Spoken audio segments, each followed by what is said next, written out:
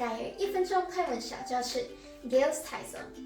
在泰国有很多好吃的东西，所以如果你们吃到好吃的，可以说โหอร่อยมากโหอร่อยมาก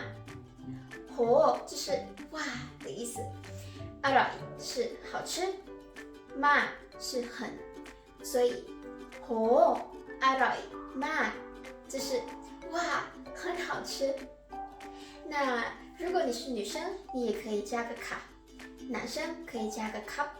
所以女生说โหอร่อยมากค่ะ，男生说โหอร่อยมากครับ，